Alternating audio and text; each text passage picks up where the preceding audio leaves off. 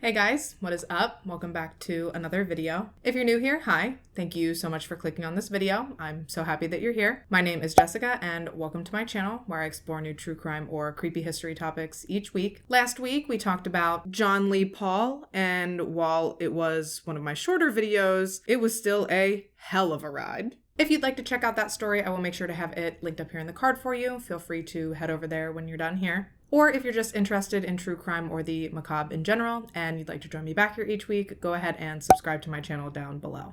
And with all that being said, let's go ahead and get into today's story. Today, we're going to be discussing the case of Scott Falater, otherwise known as the sleepwalking killer. Yeah, spoiler alert, apparently you can try and use literally anything your imagination will permit as a criminal defense. But why don't I just start at the beginning. Scott Louis Falater was born in 1955 in Chicago, Illinois, to his parents Fred Falater and Lois Wilczek. He was the eldest child raised in a devoutly Catholic household. Growing up, Scott was a pretty quiet and reserved child, which continued through his teenage years as well. He wasn't like a social outcast by any means, but he was studious and kept mostly to himself. He didn't date much, and he certainly was not a big partier. However, one aspect of that would change during his sophomore year of high school, when he met a young lady named Yarmila Kleskin in his English class. To Scott, something about Yarmila was different from all the other girls at school. He was very interested in her from basically the moment he laid eyes on her. Luckily for Scott, the feeling was mutual and the two began dating. People described the couple as meant for one another from the very beginning of their relationship. They had similar interests, goals, and aspirations, and the cherry on top of all of that was the fact that they also happened to share very similar religious upbringings. They stayed together through the remainder of high school and college, and Yarmila was actually the only person Scott was ever romantically involved with. The couple went on to get married in 1975. Shortly before their marriage, though, Scott made a pretty significant change to his way of life. After speaking to some missionary members of the Church of Jesus Christ of Latter-day Saints, Scott chose to convert his faith to Mormonism. Following Scott's conversion, Yarmila also made the decision to convert her faith from Catholicism to Mormonism, likely so that their marriage wouldn't be looked down on. To clarify, that's my own personal speculation. I don't know much about Mormonism or religion in general, but it's my understanding that even though you can marry outside your faith as a Mormon, it's kind of discouraged to do so. Nevertheless, they both converted before they were married and committed to living the lifestyle and to eventually raising their family with Mormon beliefs. They did eventually go on to have two children, a daughter named Megan in 1981 and a son named Michael in 1984. Scott worked as an engineer to support his family while Yarmila stayed home and tended to the children. Eventually, the family moved from Illinois to Arizona when Scott accepted a position as a product engineer for Motorola. The move actually seemed like it would work out extremely well for the Falaters, not only because of the bump it gave to Scott's career, but also because Mormonism is much more prevalent in Arizona than it is in Illinois. The family was able to immerse themselves in the church more than ever, with Scott even taking on a gig teaching seminary in the mornings before he'd head off to work. The Falater family seemed picture perfect. Happy marriage, good kids, stable income, strong ties to the church and community. I mean, what more could you ask for? I don't know, maybe for it to stay like that for once? I'm sure it does sometimes, but we're here, so you already know this isn't one of those times. So let's just go ahead and jump straight to January 16th, 1997. A typical Thursday for the Falater family. Scott taught his seminary class in the morning. He dropped his kids off at school. He went to work. Everyone came home and they all ate dinner together before Scott then went off to finalize his lesson plans for seminary the following morning. According to Scott, the kids, who were 15 and 12 at the time, turned in for the night around 9 p.m. And just after the kids had gone to bed, Yarmila asked Scott to take a look at their pool filter. Now, I am the literal queen of asking my husband to do shit at inopportune times, so I guess it's possible. But it's weird to me that she would ask him to fix their pool filter at night when she knows that he has to be up early to go and teach his class at the church. Scott has explained this with claims that Yarmila was deathly afraid of their pool turning green and states that she simply refused to wait for him to fix it at another time. But honestly, only Scott really knows at this point. And because he's the only one who knows exactly what happened that evening, we just have to kind of roll with his version of events. So, according to Scooter, at about 9:30, he's out, he's working on the pool filter, just given it his all, but unfortunately, he's just having a lot of trouble removing certain pieces that he needs to replace. And shortly before 10, he concedes. He's tired, he's annoyed, he's not making any progress, so he decided to give up for the night and just head to bed. On his way in, he noticed Yarm asleep on the couch, so he woke her up to explain that he wasn't quite able to fix the pool filter that night, but that he'd happily try again the following day. Then he claims he kissed her goodnight and made his way to the bedroom, officially lying down just before 10 p.m. The next thing that Scott supposedly remembers was just waking up into sheer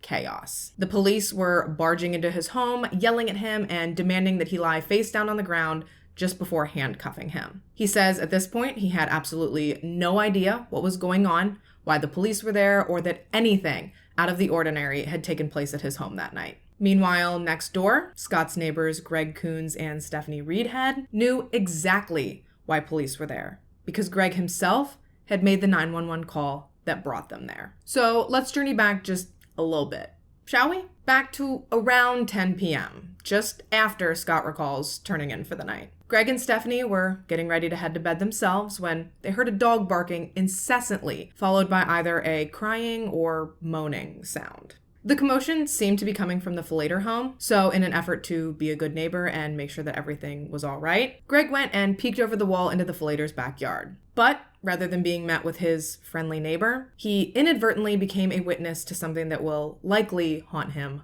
forever. Upon peering over his neighbor's privacy wall, he saw Yarmila Falater laying on the ground completely still. At first, he didn't think too much of it. He just thought that maybe she was passed out drunk. But this theory quickly became short-lived when he saw Scott come outside, grab his wife by the arms, roll her into the pool, and push her under water. Shocked and appalled by what he'd just witnessed, Greg ran back into his home and immediately called 911. Police dispatched right away to the Falater home, where they proceeded to scale the wall into the backyard in hopes of saving Yarmila's life. But sadly, by the time that Officer Steven Stanowitz pulled Yarmila out of the pool, it was obvious that they were too late. It turned out she'd been stabbed 44 times prior to being pushed in the pool. And without going into excessive detail, officers likened the scene to a shark attack, so you can use your imagination there. While Officer Stanowitz tended to Yarmila, Detective Kemp Layden approached the backsliding door of the home, which was open slightly. He cautiously entered, not really knowing what to expect, when he quickly came face to face with Scott Falater. Once Scott was handcuffed and secured in a cruiser, the officers made their way back into the home to check on the children. Thankfully, they were both fine. They were sleeping soundly. No clue that as they slept, everything they knew in life had been completely flipped upside down. As the officers gently woke the children, they explained to them that their parents had gotten in an argument and that they'd been called to help resolve the situation. And while this confused both the children, Michael in particular recalls thinking that this was so strange. He could barely recall a time that he'd ever seen his parents angry with one another, let alone fighting seriously enough to warrant police involvement. Obviously, the police were presenting the situation to the Falater children this way as a means of protecting them, but sadly, they couldn't shield the children from the truth forever. And within a few hours, they were given the devastating news that their beloved mother, Yarmila Falater, was gone. Scott was taken straight from his home to the police station, where he was very briefly interviewed. Throughout the duration of this conversation, Scott appeared to be incapable of comprehending why police thought he was responsible for what had happened to his wife. Shot in the dark here, but I'd say that their eyewitness was their jumping off point. And when presented with this information in particular, Scott claims that he was shocked, that he knew and liked and trusted his neighbors, that they'd surely never make something like this up. So, despite the fact that he maintains that he was in almost like a dreamlike state for most of the aftermath of the incident, when Scott heard that it was Greg who'd witnessed the tail end of the attack before calling police, he began to accept the fact that what was happening was actually real, even though he supposedly had no recollection of the events in question. Now, police obviously didn't believe him. It's literally their job to be skeptical. And frankly, it seemed preposterous to them that someone could carry out such a prolonged act of brutality with absolutely no memory of it. So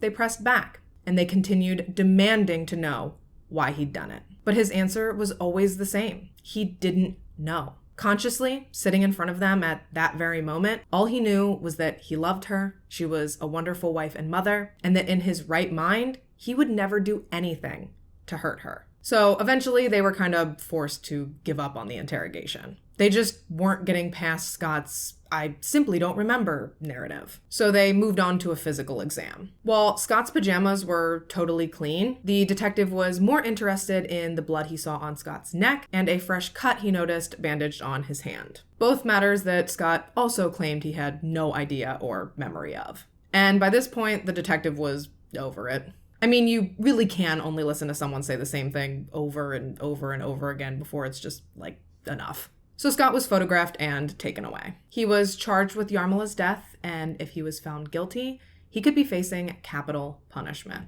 Now, initially, Scott's defense team urged him to plead not guilty by reason of insanity. And at first, that was basically what Scott implied he believed had happened. He later testified that, spoiler alert, he testifies at trial. And during said testimony, he claimed that initially he'd assumed that he must have gone crazy or that something in his head had broken. But when Scott's family caught wind of him potentially using an insanity defense, they were outraged, pissed. Like everyone else, they could come up with no plausible explanation as to why he'd done what he'd done, but they were adamant that he was not insane. So they began to rack their brains. What happened? What could have possibly taken place that would have taken their sweet, docile, non-violent Scott and turned him into a cold-blooded killer? And that's when it hit them. Scott used to sleepwalk as a child. But this is no silly Selena spooky boob singing into mannequin heads and farting in the kitchen type sleepwalking. No, supposedly at times this shit got dark. I mean, they claim it started innocent enough, sleep getting ready for school at midnight as a child. Then it escalated to sleep walking around the house naked at times when he was 15. But when he was 21, supposedly, according to his sister, Scott went to bed early one night while she stayed up watching TV. And later, Scott came out of his room and tried to walk out the back door. Realizing that her brother was sleepwalking, she quickly tried to beat him to the door to lock it. But in her haste, she'd brushed up against him, which apparently disturbed him enough that he turned, grabbed her, and essentially threw her across the room. She recalls him looking almost demonic and claims that it was the only time in her life she'd ever seen her brother display any actions that were even close to violent. And while, yes, the situation had scared her, she blamed it on the fact that her brother was under a tremendous amount of stress at the time. He was about to get married, and he was in the middle of finals at school. She thought it was surely just a one-time fluke and nothing to be really concerned by. But now, fast forward 20-some-odd years, maybe it was worth considering that it wasn't just a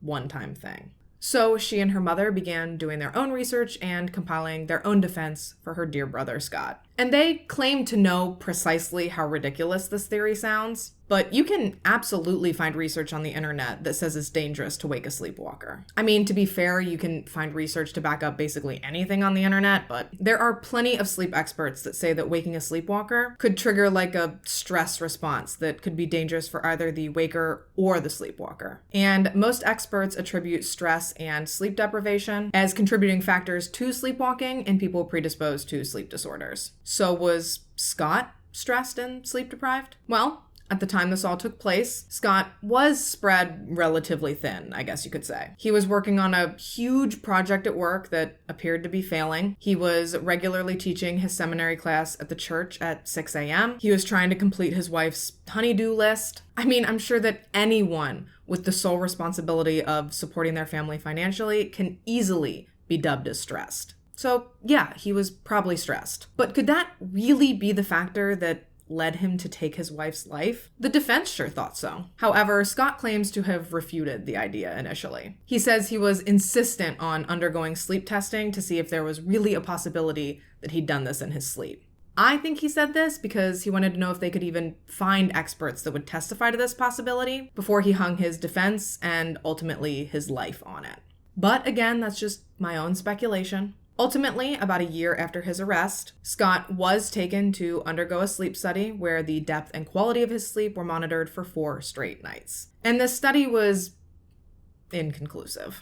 Both sides were able to secure experts that analyzed the results and ultimately came to opposing conclusions that supported their respective sides' narrative. And so the trial began. Once word of Scott's defense strategy made its way to the public, this trial became a media frenzy. And although it was frequently compared to a science fiction movie and most people found it completely ridiculous, some people really deeply and truly believed that he was unaware of his actions that night. It was very polarizing.